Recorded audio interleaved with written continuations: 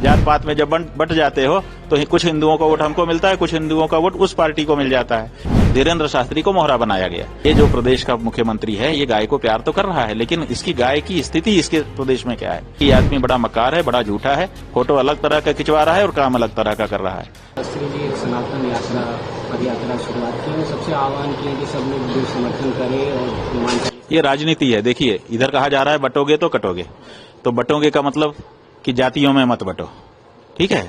तो जातियों में ना बटे हिंदू जनता एक मुश्त हमको वोट देती रहे, ये जो यहाँ के नेता की भावना है, उस भावना को जनता के बीच में ले जाने के लिए धीरेन्द्र शास्त्री को मोहरा बनाया गया। इसीलिए वो जो सनातन यात्रा कर रहे हैं वो नारा क्या लगा रहे हैं?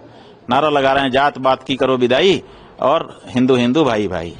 तो जात पात की बिटाई करो माने जात पात से बट रहे हैं।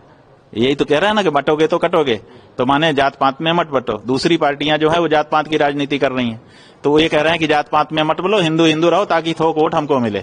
जात पात में जब बट जाते हो तो कुछ हिंदुओं का वोट हमको मिलता है, कुछ हिंदुओं का वोट उस पार्टी को मिल जाता है। तो ये जो नारा है ये कह रहा है कि आप जो है जात पात में मत बटो, थोक हिंदू वोट हमारी तरफ आने दो। अब इसी बात को पुख्ता करने के लिए वो सड़क पर उतरे हुए हैं। इसका मतलब कि राजनीतिक शक्ति के एजेंट के रूप में वो काम कर रहे हैं। अब वो कह रहे हैं कि जात पात की करो विदाई और हिंदू हिंदू भाई भाई। अब हिंदू में तो जाति ही होती है, हिंदू की पहचान क्या है? जैसे ही कहेगा कि आप कौन हो, आप कहेंगे हिंदू। अच्छा कौन बिरादर हो, ब्राह्मण हो कि क्षत्रिय हो? यहीं से तो अपनी बातचीत शुरू होती है।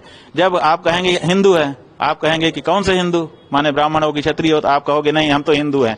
आपके ऊपर कोई भरोसा करेगा? बताओ।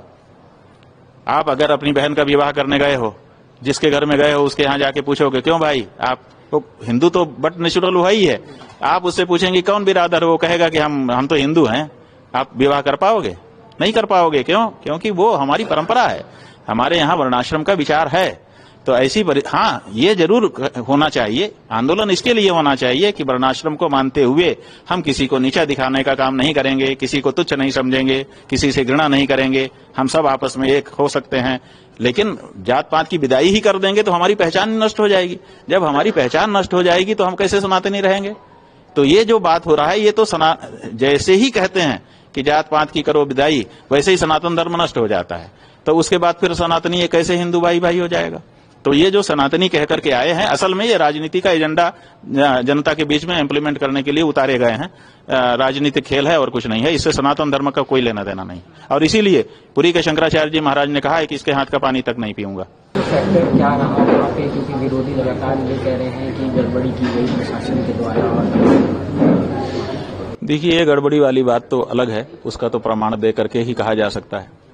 अगर प्रमाण होगा तो उस पर विचार करके बाद में चुनाव निरस्त भी हो जाएंगे वहां के जहां गड़बड़ी बता सकेंगे विपक्षी लोग। और केवल कहने के लिए तो हर समय जो हारता है वो कहता ही है, ये कोई बात नहीं।